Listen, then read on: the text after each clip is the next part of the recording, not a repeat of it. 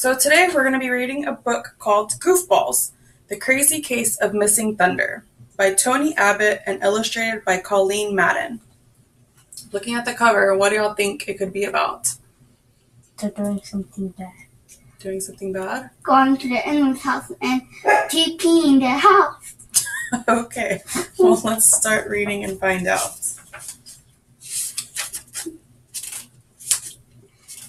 Chapter 1, The First Clue. My name is Jeff Bunter, and I'm a goofball. A goofball private eye, in fact. It all started when I was 1 year old. I was at a fast food place with my family. I got bored, so I slid out of my high chair and under the table with a bag of french fries. When I climbed back up, I had 4 extra long fries stuck in my nose and my ears. I wiggled them all around.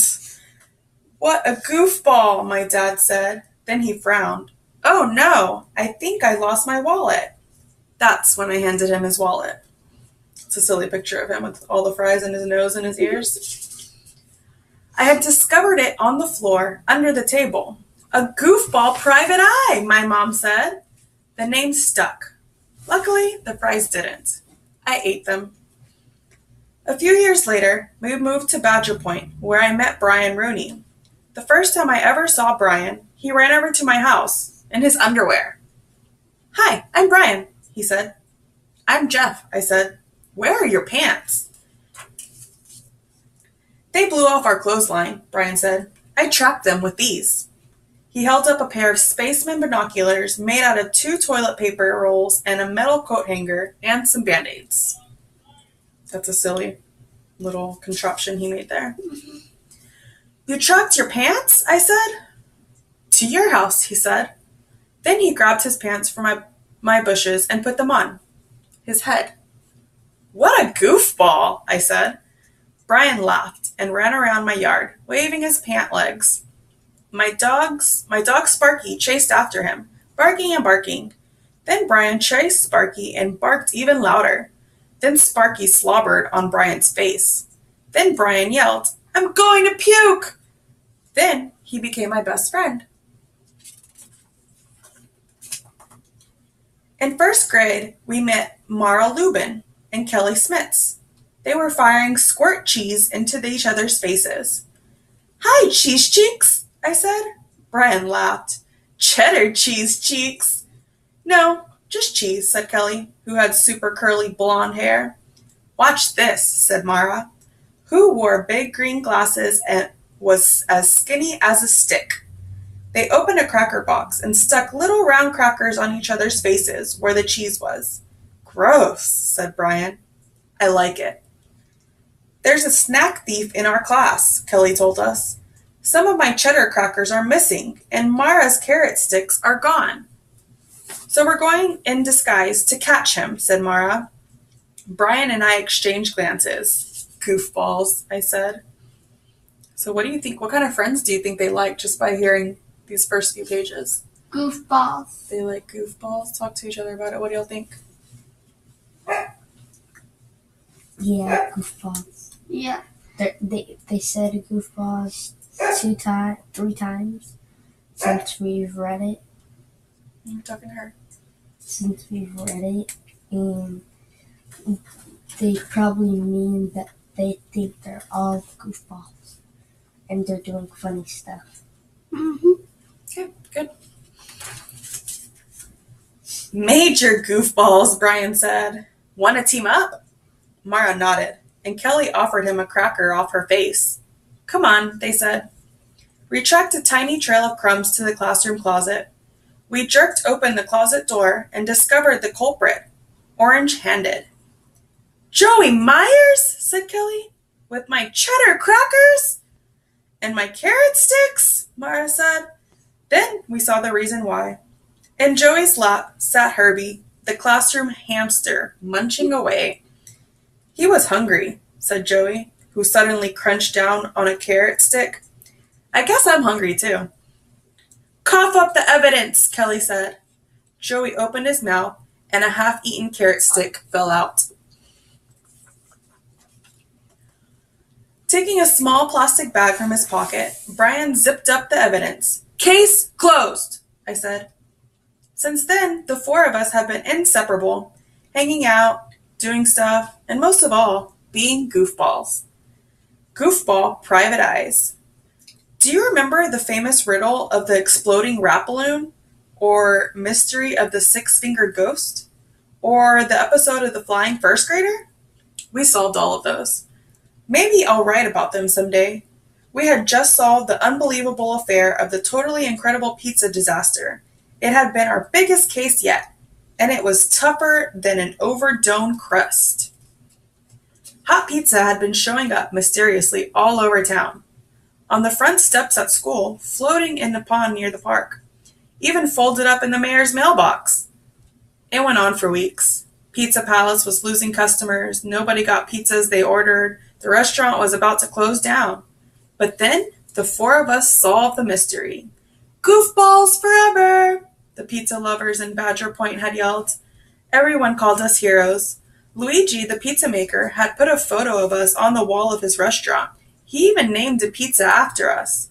You guessed it, the Goofball Pizzas. It has cheese, garlic, pineapple, and peanut butter. It's always fun to hear someone order us. A goofball, please, with bananas.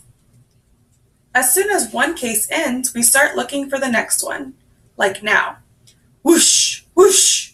My feet were pumping hard on the pedals of my mountain bike. Brian, Mara, Kelly, and I were going to meet up at the Badger Point Library.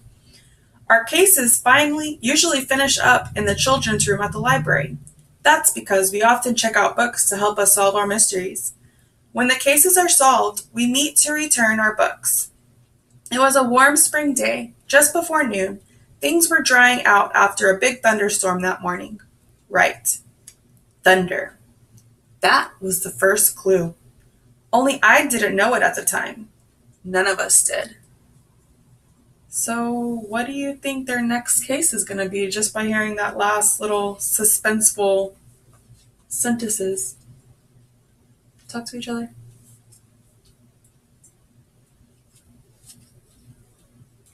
Probably being about rain. They're going to be involved with rain and thunder and lightning. I'm probably just thinking it's probably going to be flooded. Maybe it's going to rain. All right, let's find out. Chapter 2. Suspicious, suspicious. Goof, goof. Sparky, my scruffy corgi puppy, is the official goof dog. He barked while I biked to the Badger Point Public Library. I knew Brian was skateboarding to the library on his homemade skateboard. Brian loves to invent and build crazy stuff. Most of it doesn't work. Most of it could never work. But that just means he's a perfect goofball. Mara was probably running to the library, which isn't goofy at all. Running is how she stays so skinny, even though she eats pretty much everything in sight. And Kelly was most likely power walking.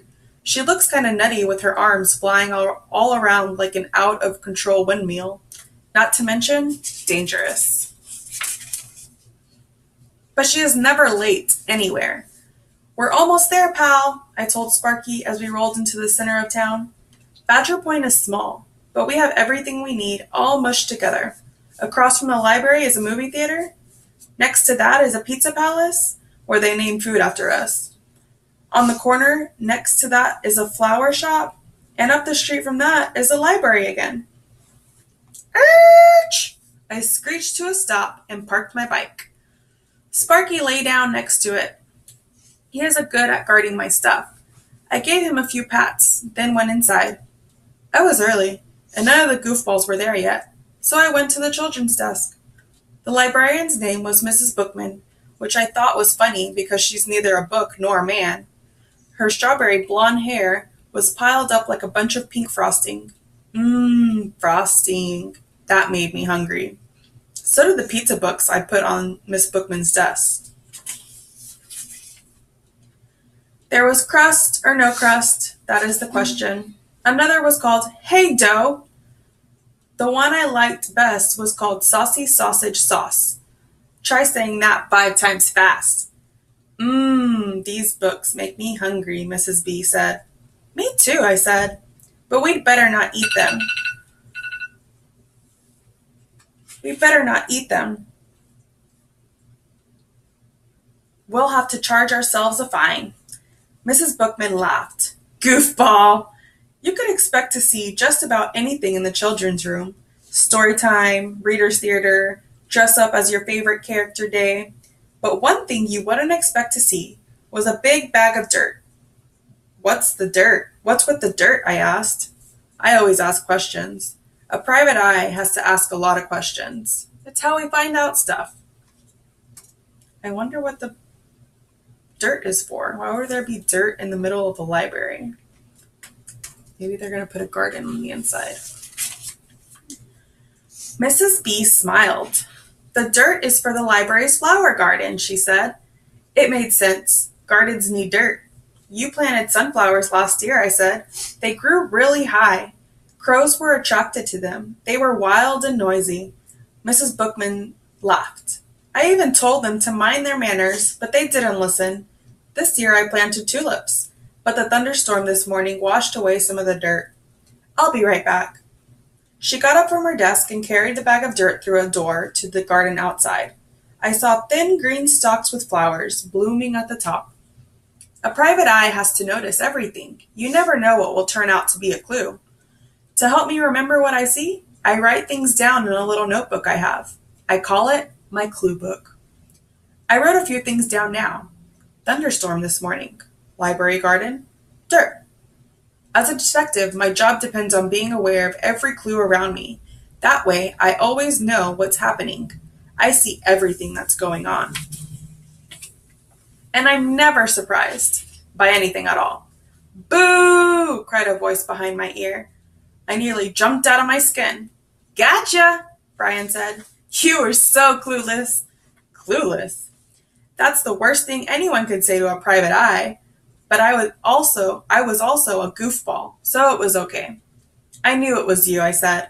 No way, said Brian. I'm the best at creeping up behind people. You're creepy, all right, I said. We both laughed. Kelly and Mara raced in, slammed their pizza books on Mrs. B's desk. I won! I won! I won! Mara cheered. That's okay. I wasn't racing, said Kelly. First one to the water fountain wins! But Brian and I were the winners. We cut them off and totally hogged the water fountain. Brian even tried to wash his feet in it, but Kelly threatened to wash his head instead, so he stopped. I wish we didn't have to find cases by accident, Mara said when we fell into the comfy chairs. Real detectives get phone calls. Lots of people phoned about pizza, said Kelly. That's how the incredible pizza disaster got started. The totally incredible pizza disaster, I corrected her. That's what I call it in my clue book. Mara sighed. I can still smell the crust and all that gooey cheese. Speaking of gooey, said a voice. Look, everybody, it's the goo balls. We turned to see Joey Myers at the bookshelves. We had been in the same class ever since first grade. When we caught him snitching snacks, now he was laughing so hard he dropped his book. I saw the title, All About Horses. Next to Joey was his friend Billy, who wore a faded baseball cap and shook silently when he laughed. They think they're pirate eyeballs, Billy said. The correct word is goofballs, said Mara, squinting at the two boys through her glasses. And we're not pirate eyeballs. We're private eyes. But Joey and Billy ignored her and walked away, laughing and shaking. Just look at their ears, whispered Kelly when the boys had gone. So guilty, she twisted her curly blonde hair into ringlets. She always does that when she suspects someone or something. I'll bet Joey and Billy committed the crime. Committed what crime? Brian asked, while he was building a log cabin out of little yellow library pencils. We don't even have a case yet. So what do y'all think the next case is going to be? I don't have a guess. No guess? About Joey doing something wrong. Yep, right now they are talking about Joey and Billy. But we're going to stop here today, and we'll continue next time. Okay? Mm-hmm.